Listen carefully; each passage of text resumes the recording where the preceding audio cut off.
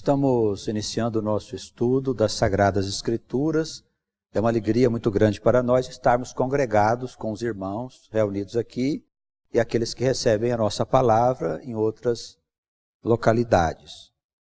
Nós estamos examinando o livro de Salmos e queremos, nesse dia, fazer uma leitura do Salmo 123, depois do 124, para vermos as instruções que nós podemos receber. Salmo 123. A ti levanto os meus olhos, ó tu que habitas nos céus.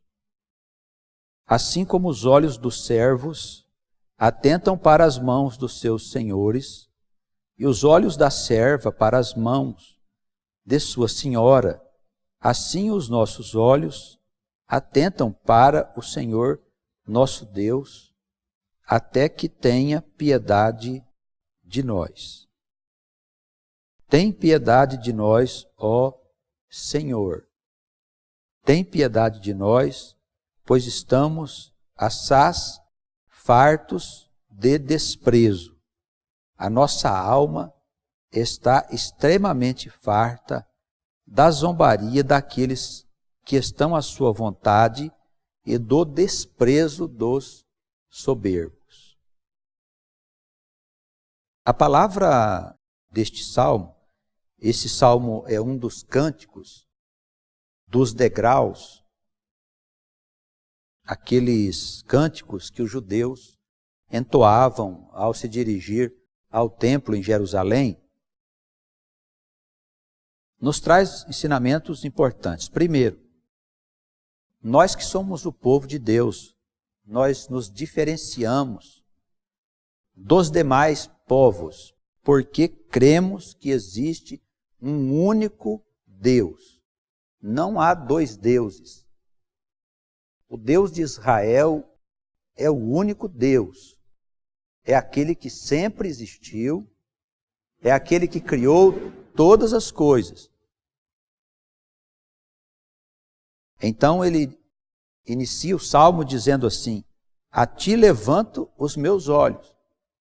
Quer dizer, eu estou olhando a ti, Senhor, tu que habitas nos céus. Isso significa o quê? Que ele reconhece que este Deus está em todos os lugares. Se ele habita nos céus, é mais de um céus, né?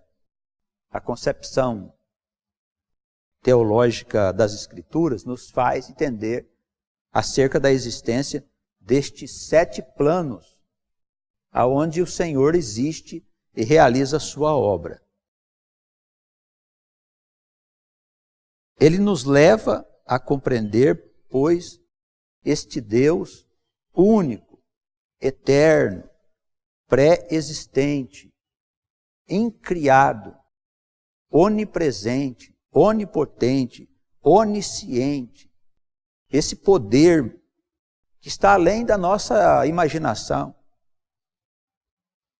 Não podemos, com as nossas faculdades intelectivas, não podemos compreender a natureza de Deus. Porque Ele existe numa realidade que nós não estamos inseridos nessa realidade, no presente momento.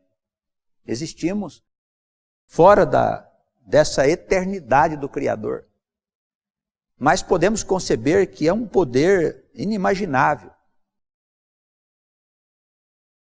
Usaríamos a palavra infinito, poder infinito, mas é pouco para dizer das grandezas deste Deus, das maravilhas deste Deus.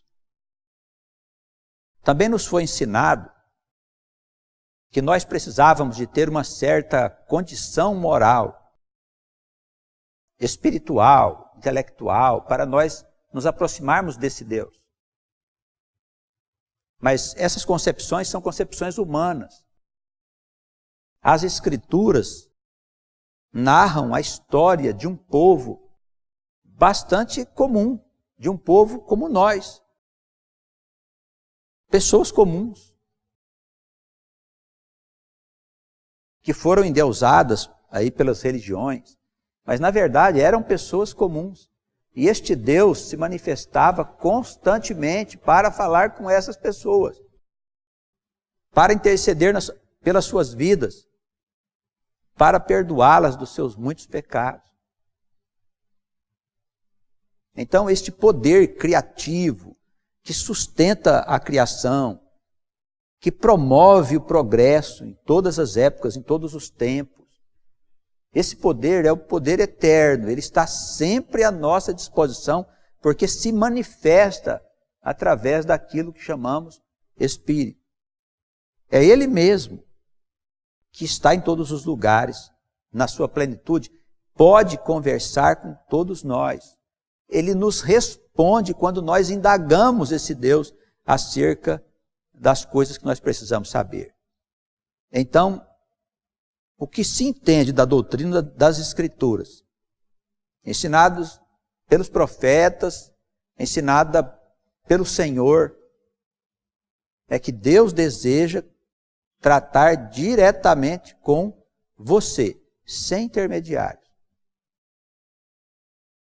Com a seguinte vantagem: como Ele te conhece do avesso, porque foi Ele que te fez, e a história da tua alma, em todas as vidas que você já teve até aqui, não é oculto ao Senhor, Ele te conhece perfeitamente. Ele sabe como conversar com você, sabe das suas necessidades. Antes de você pedir, Ele já sabe tudo que você vai falar. Então não tem ninguém melhor do que Deus para nós conversarmos, para nós clamarmos por misericórdia, para pedirmos a Ele que perdoe os nossos pecados, que não leve em conta nossas infantilidades, porque somos crianças espirituais. É um Deus maravilhoso. O Salmo ele inicia reconhecendo que Ele está nos céus. É a Ele que o salmista está se dirigindo. Então nós também precisamos ter a nossa fé firme, de maneira que nada possa abalar as nossas convicções, sabendo que este Deus está aqui do nosso lado, a todo instante, à nossa disposição. Quando alguém disser assim: olha, como vocês podem ter a pretensão de ter Deus à disposição de vocês? Diz assim: não tem pretensão nenhuma. Quem diz isso são as Escrituras Sagradas. Elas é que dizem que Deus está à nossa disposição. Aliás, Ele é que disse, né? Eu quero ensinar vocês. Eu quero guiar vocês com os meus olhos. Ou os homens estão certos e as Escrituras erradas, ou elas certas e os homens equivocados. Eu tenho a impressão que os homens estão equivocados, viu, irmãos? Dá uma olhada aí fora, grande confusão. Não é nada ainda, vamos ver daqui a pouco.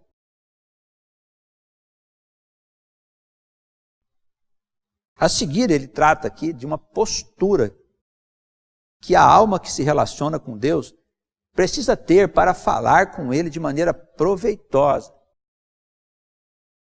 Assim como os olhos dos servos atentam para as mãos dos seus senhores, e das servas, porque são homens e mulheres, para as mãos da sua senhora, assim os dos nossos olhos atentam para o Senhor nosso Deus. Então, um servo espera o que do seu senhor? Só coisas boas, não é verdade? Ele confia no Senhor, ele tem paciência para esperar o Senhor se manifestar. Ele espera que esse Senhor possa promover a sua vida. Não é transformando ele num Senhor, não. O Senhor é o Senhor e nós somos nós. Deus é Deus. Nós somos filhos de Deus. Deus quer promover a nossa vida. Fomos criados para viver sob a dependência deste Senhor, assim como um servo e uma serva têm dependência do Senhor, como era nos tempos idos, né? Porque hoje eu acredito que já não existe mais esse tipo de relacionamento. Mas é uma imagem que todos nós conhecemos.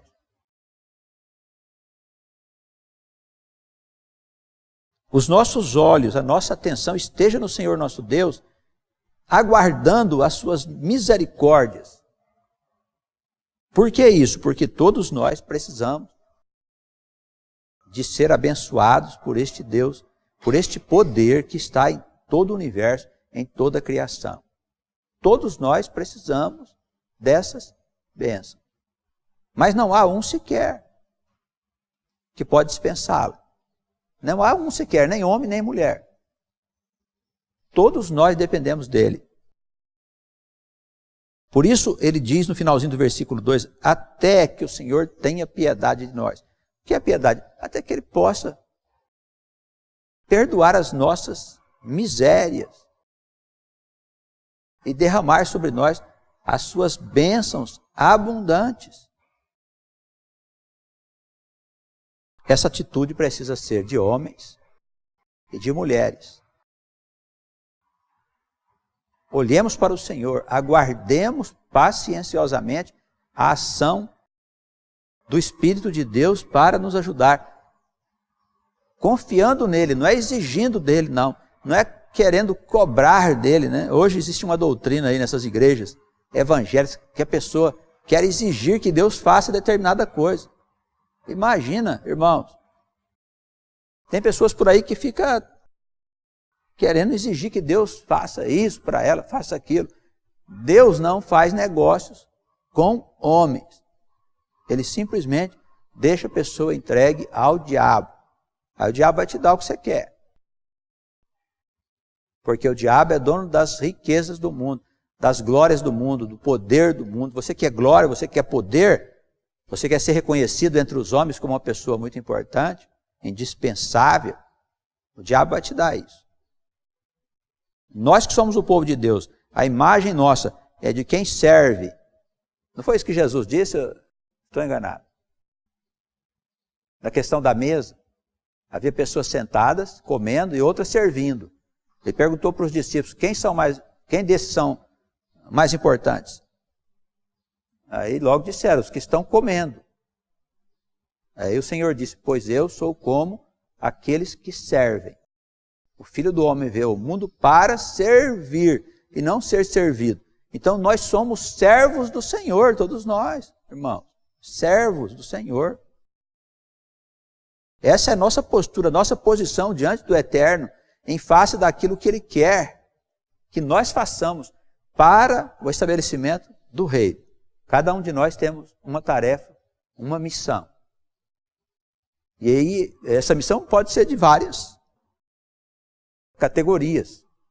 Não significa que você tenha uma grande coisa para fazer. Quando a gente fala missão, já se pensa em alguém que deve se tornar conhecido perante os homens, etc. Não é isso que nós estamos aqui nos referindo. A missão que Deus te dá é a sua tarefa existencial, onde você cumpre os seus deveres básicos e expande os seus deveres para o próximo, as pessoas que vivem perto de você, anunciando as boas novas, conscientizando essas pessoas de que existe um Deus altíssimo, um poder que governa todas as coisas. Esse poder independe de crenças. Não tem nada a ver com religião. É outra coisa. É outro Deus. Parece, irmãos, se nós não estamos muito envolvidos com a religião, porque a religião tem um espírito dentro dela. Vai lá nas cartas do Apocalipse, quando o Senhor conversa com as igrejas, vê que ele está falando com o espírito. Se nós não estamos dominados por esse espírito de igreja, que tem aí fora, e vamos ler as Escrituras, vamos perceber que parece que o Deus da igreja não é o Deus das Escrituras. Tal é a diferença. Você acha mesmo que o Deus das Escrituras despreza as próprias Escrituras? Tem igreja que não tem Escritura. Não estudam, não leem. Os crentes nenhuma Escritura têm. Como é que vão aprender? Então, há ali dentro um Deus que não é o Deus dos Escritos Sagrados. Para nós, este Deus é o poder eterno que governa todas as coisas. As pessoas precisam saber disso. Esse Deus quer falar conosco. Esse Deus quer nos ensinar. Esse Deus quer dar a nós o seu amor, a sua sabedoria. Quer revelar os seus mistérios. Quer mostrar quem nós somos, de onde nós viemos, o que estamos fazendo nesse mundo, para onde vamos quando morre o corpo. quer comunicar a nós a sua eternidade. É isso que esse Deus quer. Quer se revelar a todo o povo.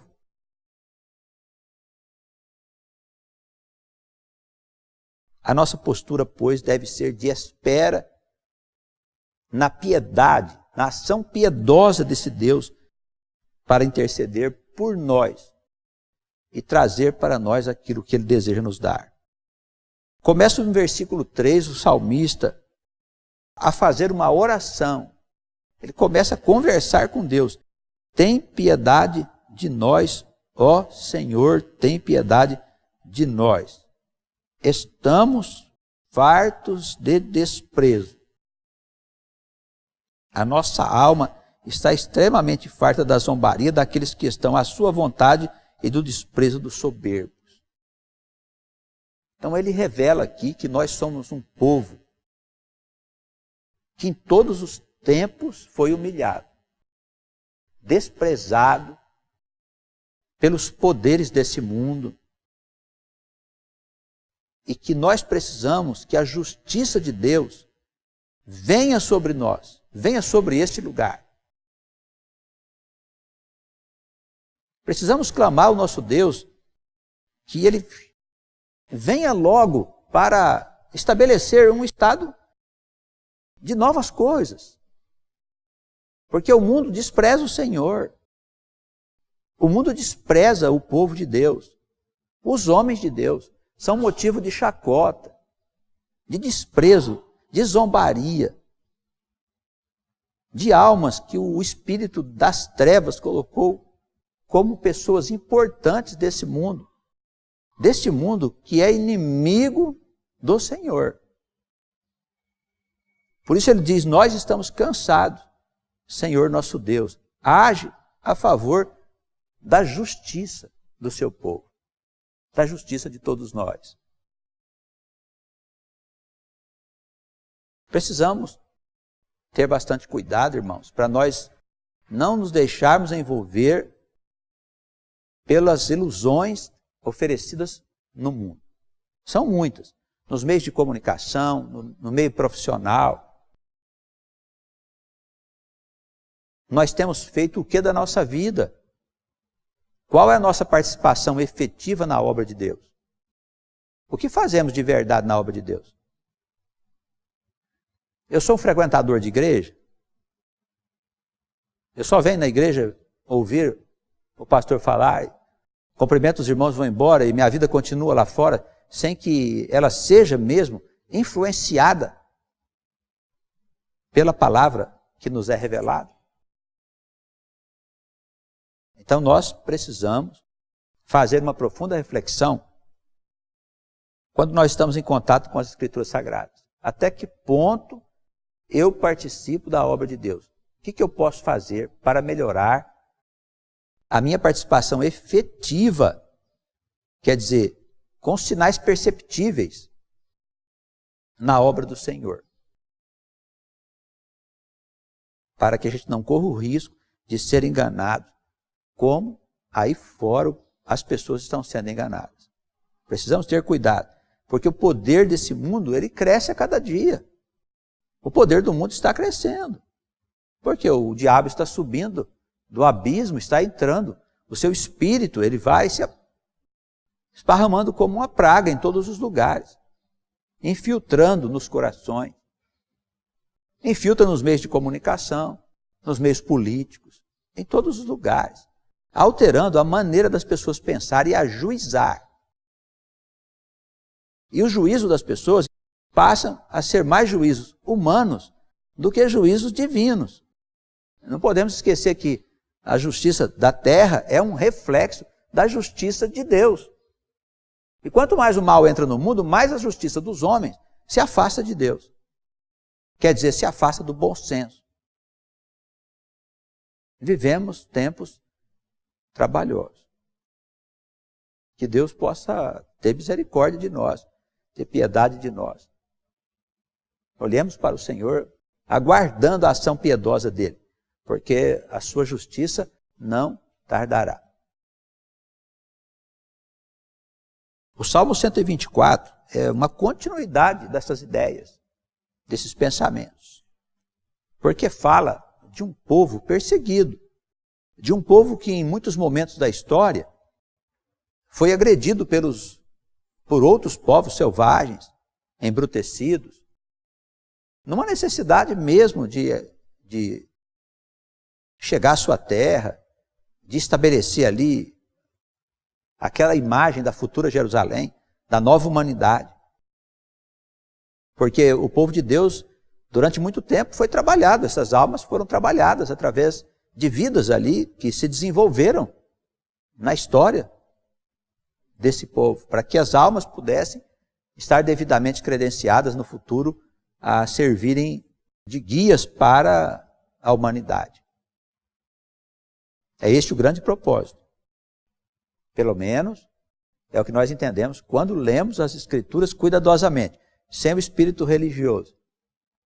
É importante dizer isso, porque o espírito religioso atrapalha você entender o sentido das Escrituras. Salmo 124.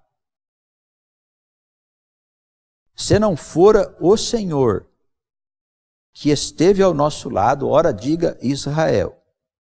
Se não fora o Senhor que esteve ao nosso lado, quando os homens se levantaram contra nós, eles então nos teriam engolido vivos, quando a sua ira se acendeu contra nós. Então as águas teriam transbordado sobre nós e a corrente teria passado sobre a nossa alma. As águas altivas teriam passado sobre a nossa alma. Então, ele fala aqui dos momentos de conflito do povo de Deus com outros povos e com situações de perigo, de morte. Certamente, irmãos, não vivemos num momento em que precisamos de Deus nos salvar da morte que está diante de nós. Vivemos um tempo ainda em que há um relativo equilíbrio nas relações entre os homens. Mas isso pode mudar. Já está mudando em alguns países. Os meios de comunicação mostram que existem muitas turbulências acontecendo em outros lugares. Isso pode chegar no Brasil? Pode. Turbulências provocadas pelo desequilíbrio das coisas que não se veem. Estamos nos aproximando de um tempo em que nós vamos necessitar deste Deus nos guardar, nos proteger, proteger a nossa casa, proteger o nosso trabalho, o nosso ir e vir, dos homens maus que vão estar ali perto de nós. Pelo menos é o que dizem as Escrituras Sagradas. Nós encontramos passagens claras, tanto no Antigo Testamento quanto no Novo Testamento, de que no tempo do fim haverá um tempo de perigo para o povo de Deus. Como esses tempos aqui que o Davi, neste salmo, eles passaram. E ele quer lembrar o povo do seguinte: ó, se não tivesse sido nosso Deus, que do nosso lado esteve, nós teríamos sido engolidos vivos pelos nossos inimigos. Por que isso? Porque, irmãos, o povo de Deus representa a luz. O povo de Deus representa a verdade. O povo de Deus representa a vida eterna. O povo de Deus representa a verdadeira justiça. Sabe por que o Senhor disse que teria vindo trazer estatutos e juízos e mandamentos? Porque com Deus nós aprendemos a julgar corretamente as coisas.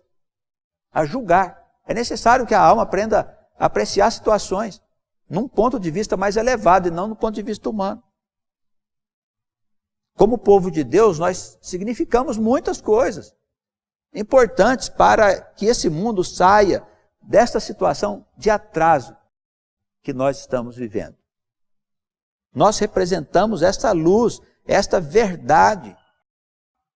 Por isso nós temos inimigos. E esses inimigos, eles poderão um dia se levantar contra nós.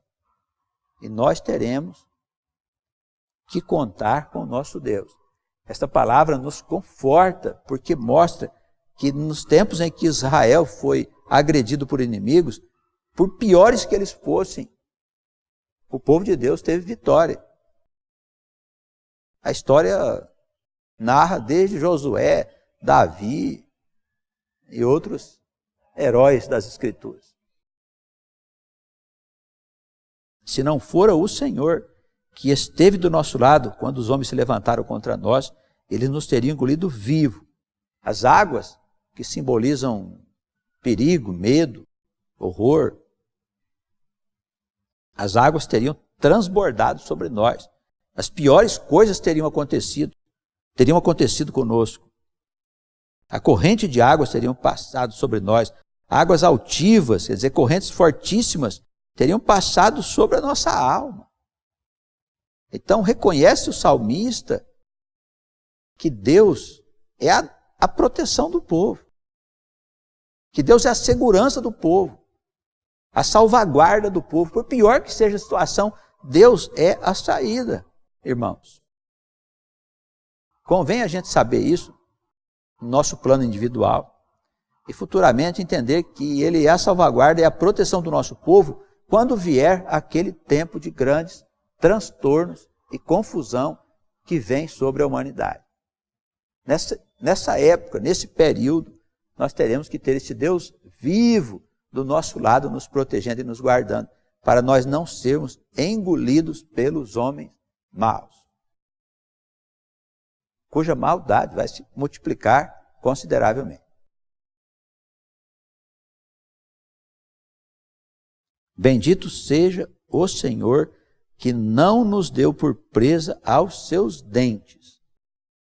Olha o reconhecimento dele, coisa maravilhosa, né, irmão? Bendito seja o Senhor que não nos deu por presa a eles. Isso quer dizer o quê? Que Deus opera todas as coisas. Não somos nós que nos defendemos, foi Deus que nos protegeu. Não fomos nós que vencemos, foi Deus que nos deu a vitória. Isso é diferente, porque quando nós vencemos, somos nós que temos a força. Quando Deus vence, é Deus que tem o poder. E a nossa força, o nosso poder, não é nada. O poder de Deus, como eu disse a princípio, é infinito. Infinito, se é que podemos usar essa palavra. A nossa alma escapou, como um pássaro do laço dos passarinheiros. O laço quebrou-se e nós escapamos. Quer dizer, ele diz ali que Israel passou por um momento tão difícil que eles estavam presos, prisioneiros, né, do mundo. E o laço quebrou. O laço dos passarinheiros era uma armadilha em que o homem podia cair nela e ter o seu pé preso. A nossa alma escapou. Então não há nada daquilo que Deus não possa nos livrar. Este Deus é maravilhoso. Nós precisamos reconhecer isso.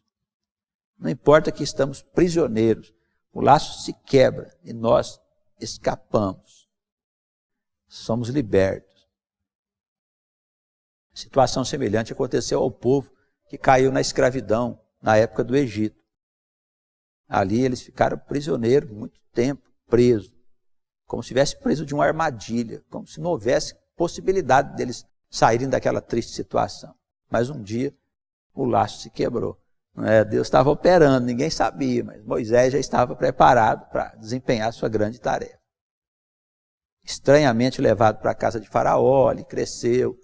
Depois, mais velho, só depois de 80 anos, ele vai cumprir a missão de libertar o povo. Deus estava operando. O laço estava lá, o Senhor veio, quebrou o laço e nós escapamos. Precisamos crer nesse Deus com todas as forças do nosso coração, sabendo que é Ele que opera todas as coisas. Ele não nos deixará preso dos nossos inimigos. Ele romperá as cordas e nos livrará, seja dos nossos inimigos vivos ou os laços da morte e dos infernos. O poder é de Deus, nós precisamos crer com todas as forças e disposições do nosso coração. Que nós sejamos abençoados em nome de Jesus. Amém.